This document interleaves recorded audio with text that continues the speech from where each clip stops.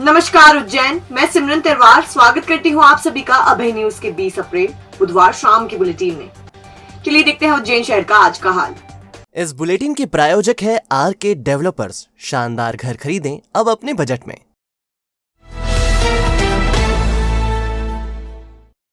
5 दिन पहले गणेश कॉलोनी में युवक की संदिग्ध मौत की सच्चाई सामने आ गई है। पुलिस पूछताछ में ये सामने आया है कि युवक ने मां से शराब के लिए रुपए मांगे थे। नहीं देने पर उसने खुद को चाकू मारकर घायल कर लिया था। चाकू का गहरा घाव होने के बावजूद युवक कपड़ा लपेटकर घर पर ही पड़ा रहा। अधिक खून से उसकी मौत हो गई। मामले में पुलिस जांच जारी है। रविवार सुबह जिला अस्पताल में गणेश कॉलोनी के सोहन पिता गोपाल परमार 33 साल की मौत हो गई थी। सोहन के पेट में धारदार हथियार का घाव था। खून अधिक बहने के चलते उसने दम तोड़ दिया था। पूछताछ में उसकी मां मांगी बाई ने बताया था कि सोहन घर पर घायल हालत में पहुंचा था। उसके पेट और कमर में कपड़ा बंधा हुआ था। पूछने पर उसने कमर दर्द बताकर सोने की बात कही थी। सुबह हालत गंभीर होने पर वह सोहन को लेकर अस्पताल पहुंची। मांगी बाई के बयान के आधार पर पुलिस ने जांच शुरू की और सीसीटीवी कैमरे के फुटेज खंगाले तो सोहन चारधाम मंदिर की तरफ से घर की गली में जाता दिखाई दिया, लेकिन उसकी कमर पर तब कोई भी कपड़ा बंधा हुआ नहीं था, यानी वह स्वस्थ हालत में था।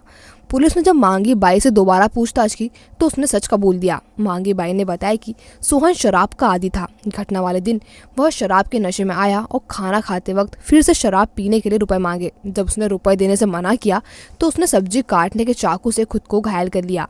घटना के बाद वह घबरा गई। खून बहने के चलते सोहन ने कपड़ा बांध दिया और खून बंद होने की बात कही, लेकिन जब उसने रात करीब 3 बजे देखा तो सोहन खून से लथपथ था। इसके बाद वह उसे लेकर जिला अस्पताल पहुंची, जहां उसने दम तोड़ दिया। सोहन के घायल होने के बाद वह मदद के लिए पड़ोसी के पास गई, लेकिन वह नहीं आए। मकान मालिक शादी में गए हुए थे।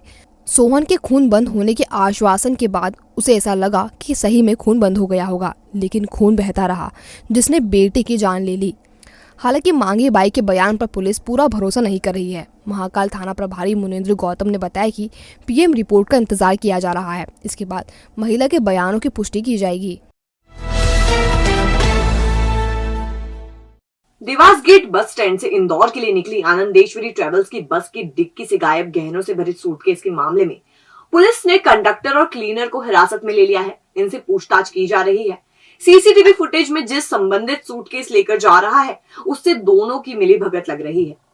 रतलाम के आशीष पोरवाल पत्नी प्रज्ञा पोरवाल के साथ शादी में शामिल होने इंदौर जा रहे थे। उज्जैन के देवास गेट बस स्टैंड से वह आनंदेश्वरी ट्रेवल्स की बस में सवार हुए। कंडक्टर सलीम ने वजन देखकर इनके सूटकेस बस की डिक्की में रखवा दिए। इंदौर के मरीमता चौराहे पर जब डिक्की खोली गई तो एक ही सूटकेस मिला था। जेवरात वाला सूटकेस नदारत था। सीसीटीवी फुटेज में एक युवक देवास गेट बस स्टैंड क्षेत्र से सूटकेस लेकर तेजी से जाता दिखाई दे रहा है। ऐसे में पुलिस ने कंडक्टर सलीम निवासी मागरोन और बस क्लीनर दुपाड़ा निवासी सागर राठौर को हिरासत में लिया है। पुलिस को दोनों पर शक इसलिए है कि डिक्की खोलने और बंद करने की जिम्मेदारी क्लीनर की रहती है। जब उज्जैन से 2 सूटकेस डिक्की में रखकर ताला लगाया तो फिर उज्जैन में ही ताला खोलकर सूटकेस संबंधित युवक ने कैसे निकाल लिया। ऐसे में बस स्टाफ की मिलीभगत से ही चोरी की घटना को अंजाम देने की आशंका जताई जा रही है। फिलहाल पुलिस हिरासत में लेकर दोनों से पूछताछ कर रही है और प्रथम दृष्टया बस के कंडक्टर और उसके क्लीनर वगैरह से पूछताछ की जा रही। साथ ही साथ बस स्टैंड पे अन्य बस जो चलती है उनके भी कर्मचारियों से बैग के संबंध में पूछताछ की जा रही है। हाँ, सीसीटीवी फुटेज भी देखे जा रहे हैं और सीसीटीवी फुटेज के आधार पे जो भी संदिग्ध या जो भी व्यक्ति ये करता हुआ पाया जाएगा उसको गिरफ्तार किया। बहादुरगंज की रामविलास की चाल में सोमवार मंगलवार की दरमियानी रात सब्जी व्यापारी के घर हुई हैरत अंगेज चोरी का पुलिस ने खुलासा कर दिया है। आरोपी व्यापारी के पड़ोस में ही रहने वाले युवक है। उसने ही चोरी की वारदात को अंजाम दिया है। पुलिस ने युवक को गिरफ्तार कर लिया है। बहादुरगंज इलाके की रामविलास की चाल में रहने वाले रवि हारोड़ के मकान में सोमवार मंगलवार के दरमियानी रात चोरी की वारदात हुई थी। रवि, उनकी पत्नी और बच्चे तीसरी मंजिल पर और रवि की मां निचली मंजिल पर सोई हुई थी। दूसरी मंजिल पर रखी अलमारी से नकदी जेवरात चोरी हो गए थे। व्यापारी की पत्नी ने आशंका जताई थी कि छत के रास्ते से चोर घर में आया था। पुलिस ने पड़ोस में रहने वाले पवन उर्फ ऋतिक पिता राजेश बरैया से पूछताछ की तो उसने चोरी की वारदात कबूल कर ली। इनसे 2.5 लाख रुपए कीमत के गहने व अन्य सामान जब्त हो गए हैं। पवन छत के रास्ते रवि के घर के भीतर घुसा था। उसने दरवाजा भी चाबी से ही खोला, जबकि चाबी रवि की मां लक्ष्मीबाई के पास थी। पुलिस ने आसपास के सीसीटीवी फुटेज निकलवाए तो पवन शंका के दायरे में आया। वह नशे का आदी है। पुलिस ने सख्ती बरती तो उसने गुनाह कबूल कर लिया। ऋतिक ने पुलिस को बताया नशे की लत की वजह से उस पर भारी कर्जा हो गया था। कर्ज चुकाने के लिए उसने चोरी की वारदात को अंजाम दिया। उसे मालूम था कि रवि हारोड़ के पास अच्छी खासी रकम रहती है, इसी वजह से उसने वारदात की। बीते 2 दिन से निगम के 22 अधिकारी वाहन सुविधा से वंचित है। इसका कारण है कि भुगतान नहीं होना। पेमेंट नहीं मिलने से परेशान निगम को वाहन सुविधा देने वाली टूर एंड ट्रैवल्स कंपनी ने गाड़ियां देना बंद कर दी है। ऐसे में अफसर अपने निजी वाहन से दफ्तर आ रहे हैं। सालासर कंपनी के फर्जी बिल का मामला सामने आने के बाद नगर निगम ने 2 महीने पहले इस कंपनी को होल्ड पर रखते हुए वाहन लगाने का ठेका Vinayak tour and travels company को दिया था। लेकिन 2 महीने बाद भी इस ट्रेवल्स कंपनी के संचालक रिंकू राठौड़ को भुगतान नहीं मिला है। ऐसे में उन्होंने सेवाओं पर ब्रेक लगा दिया है। इसके चलते निगम के करीब 22 अधिकारी वाहन वहीन हो गए हैं। ऐसे में इन अफसरों को निजी व्यवस्था से काम चलाना पड़ रहा है। रिंकू राठौर का तर्क है कि कोरोना काल से लेकर अब तक करीब 1.25 करोड़ रुपए का भुगतान बकाया है। कई लेटर देने के बावजूद भुगतान नहीं हो रहा। ऐसे में गाड़ियां बंद करने के अलावा कोई और विकल्प नहीं बचा था। निगम में 22 वाहन अटैच हैं। इनके संचालन के लिए करीब 40 ड्राइवर और अन्य स्टाफ नियुक्त है। भुगतान नहीं होने से राठौर की आर्थिक स्थिति बेहद खराब हो गई है। नगर निगम के अपर आयुक्त वित्तीय आदित्य नागर ने बताया कि विनायक कंपनी ने 2 महीने से बिल ही पेश नहीं किए। कंपनी संचालक कोरोना के भुगतान को लेकर अड़ा हुआ है, जबकि कोरोना के समय अटैच की गई गाड़ियों का भुगतान आपातकालीन मद से कलेक्टर कार्यालय द्वारा किया जाएगा। रेगुलर पेमेंट में कोई दिक्कत नहीं है। पुराना भुगतान भी मद आने पर किया जाएगा। लेकिन ट्रेवल्स कंपनी संचालक ने गाड़ियां बंद कर दी। क्या फूलती है सांस, या लगता है सीने में भारीपन, या परेशान है बढ़ते मोटापे से, तो ना करें इसे नजरअंदाज, क्योंकि ये ले सकती है गंभीर बीमारियों का रूप। आज ही विजिट करें माधव बाग क्लिनिक, जहां डॉक्टर प्रियंका शर्मा के मार्गदर्शन में कराएं सारी जांचें, वो भी मात्र 950 रुपए में। माधव बाग क्लिनिक पर पाएंगे आप मॉडर्न इन्वेस्टिगेशन, बिना सर्जरी, ब्लॉकेज रिवर्सल, आहार विहार थेरेपी, पूर्णतः आयुर्वेदिक उपचार, शुगर मरीज का इंसुलिन बंद कराएं आयुर्वेदिक पद्धति से। 15 सालों का विश्वास, अभी तक 3000 मरीजों का सफलतम इलाज। तो आज ही आएं और इंसुलिन और हार्ट की परेशानियों से छुटकारा पाएं। हमारा पता माधव बाग क्लिनिक, उज्जैन ट्रेड सेंटर 37 घटकर पर मार्ग, बीजेपी कार्यालय के पीछे, Guru Nanak market, Ujjain. Mobile number 8602193935, 8269777477। Dewas road पर संचालित 32वीं बटालियन की गैस गोदाम के पास आग लग गई। गनीमत रही बेकाबू होने से पहले ही आग पर काबू पा लिया गया, वरना गंभीर हादसा हो सकता था। देवास रोड पर गैस गोदाम के पास बांस के झुरमुट में आग लगते ही 32वीं बटालियन के जवान हरकत में आए और आग बुझाने के प्रयास शुरू किए। थोड़ी ही देर में आग पर काबू पा लिया गया। बता दें कि गर्मी बढ़ने के साथ ही आग लगने की घटनाएं भी बढ़ रही है। 2 सप्ताह के भीतर बांस के झुरमुट में आग लगने की यह 5वीं घटना है। कुछ दिन पहले भी कोठी के समीप बांस के झुरमुट में आग लगी थी। इसके पूर्व साय विहार कॉलोनी के समीप आग लगी थी। बुधवार सुबह गोंदिया स्थित ट्रेंचिंग ग्राउंड में आग लग गई। वेतन वृद्धि सहित अन्य 14 सूत्रीय मांगों को लेकर बुधवार को आशा कार्यकर्ताओं ने चामुंडा माता चौराहे पर प्रदर्शन किया। इस दौरान बड़ी संख्या में आशा कार्यकर्ता मौजूद थी। बुधवार को कोठी पैलेस से सीएमएचओ कार्यालय तक आशा कार्यकर्ताओं ने रैली निकाली। इस दौरान कार्यकर्ताओं ने चामुंडा माता चौराहे पर जमकर प्रदर्शन किया। अखिल भारतीय आशा कार्यकर्ता महासंघ की महामंत्री सुमन आंजना ने बताया कि आशा कार्यकर्ताओं को प्रदेश स्तर पर कोई मदद नहीं दी जा रही। केंद्रीय स्तर पर उन्हें वेतन दिया जाता है, वह भी बेहद कम है, जबकि काम बहुत अधिक किया जाता है। इसके अलावा सुविधाओं के नाम पर भी आशा को कुछ नहीं मिल रहा। इसके साथ ही 14 सूत्रीय मांगों को लेकर प्रदर्शन किया गया है। भारत माता की, भारत माता की, कौन बनाता हिंदुस्तान। आज ये धरना प्रदर्शन हमने अपनी मांगों को लेकर, और बहुत दिन से हमारा एक संकल्प था कि हम आशा सम्मेलन करेंगे सब मिल के, तो आज वो भी कार्यक्रम है।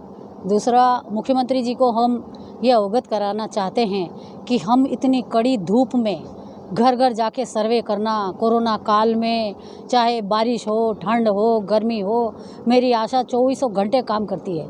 इतना काम कि 1 लाख रुपए जिसको तनख्वाह मिलती है वो भी नहीं करता है। और आज इतनी कड़ी धूप में जो छोटे छोटे बच्चे लेकर आशाएं यहाँ आई है रैली में, तो ये हमारी सरकार को और हमारे मुख्यमंत्री जी को देखना चाहिए।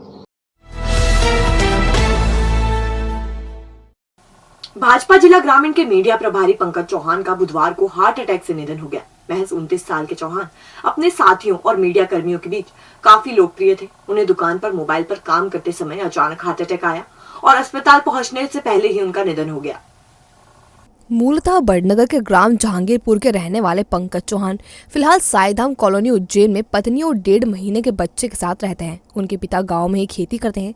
चौहान की इंगोरिया में कपड़ा दुकान है और वह बुधवार को उज्जैन से दुकान पर जा रहे थे। वह मोबाइल पर कुछ पोस्ट डाल रहे थे। इसी बीच उन्हें चक्कर आ गए। आसपास के दुकानदार उन्हें उठाकर अस्पताल ले गए, लेकिन हालत गंभीर देख उज्जैन रेफर कर दिया गया। परिचित उन्हें लेकर संजीवनी अस्पताल पहुंचे, लेकिन तब तक उनकी जान जा चुकी थी। मृत्यु के बाद चौहान का शव संभागीय भाजपा कार्यालय लोक शक्ति ले जाया गया, जहां उपस्थित लोगों ने उन्हें श्रद्धांजलि अर्पित की। इनमें नगर अध्यक्ष विवेक जोशी, पूर्व विकास प्राधिकरण अध्यक्ष जगदीश अग्रवाल, पूर्व संगठन मंत्री राकेश डागोर, भाजपा ग्रामीण महामंत्री नाहर सिंह, अजा मोर्चा जिला अध्यक्ष पुष्पा चौहान, भाजपा नेता दीपक नामदेव सहित आदि प्रमुख उपस्थित थे। संभागीय मीडिया कर्मी प्रभारी सचिन सक्सेना ने बताया कि चौहान बेहद मृदुभाषी थे और लोकप्रिय भी। उनका जाना भाजपा की बहुत बड़ी क्षति है। Glamour beauty salon cosmetic and jewellery, जहां आप पाएंगे प्रोफेशनल फीमेल आर्टिस्ट द्वारा party makeup, bridal makeup, facial, manicure, pedicure, hair treatment, skin treatment, साथ ही ब्रांडेड कॉस्मेटिक और ज्वेलरी न्यूनतम शुल्क पर। पार्लर ट्रेनिंग और परफेक्ट होने पर जॉब की भी guarantee. Opening offer keratin hair spa, cosmetics और ज्वेलरी पर 40% की छूट। तो आज ही विजिट करें अब नए स्वरूप में। हमारा नया पता 93 गोंदा चौकी गुरु मंदिर के पास उज्जैन। और अब खबरें दे दनादन। गदा पुलिया को अंडर ब्रिज निर्माण के चलते बंद कर दिया गया है। ऐसे में पुलिया के नीचे से गुजरने वाले करीब 10,000 लोगों को आने जाने के लिए हरिफाटर ओवरब्रिज या फ्रीगंज ओवरब्रिज का उपयोग करना पड़ रहा है। इसके चलते उन्हें लंबा चक्कर लगाना पड़ रहा है। हालांकि यह रास्ता कब तक बंद रहेगा, इसकी सूचना नहीं दी गई है। शहर के प्रस्तावित मास्टर प्लान को लेकर एक बार फिर आपत्ति और दावों का दौर शुरू हो गया है। इस बार आवास एवं पर्यावरण विभाग ने दावे आपत्ति बुलाए हैं। स्थानीय स्तर पर आई आपत्तियों को दरकिनार कर बाले बाले मास्टर प्लान का मसौदा भोपाल भेज दिया गया था। अब इस पर राज्य शासन ने सीधे दावे आपत्ति बुलाए हैं। प्लान में सबसे ज्यादा आपत्ति सेवरखेड़ी, जीवनखेड़ी की जमीन को आवासी करने को लेकर लगाई गई है। प्रशासन ने किराएदार का सत्यापन थाने पर कराना जरूरी कर दिया है। इस संबंध में एसडीएम ने आदेश जारी किए हैं। मुख्य निर्वाचन अधिकारी ने निर्वाचक नामावली काम की समीक्षा की है। संभागीय बैठक लेने के लिए अनुपम राजन बुधवार को शहर आए थे। इस दौरान उन्होंने पिछले 3 साल में जोड़े और हटाए गए नामों की समीक्षा की। राजन ने कहा कि जिन आवेदकों के फॉर्म 3 दिन से लंबित हैं, उनका निराकरण समय पर किया जाए।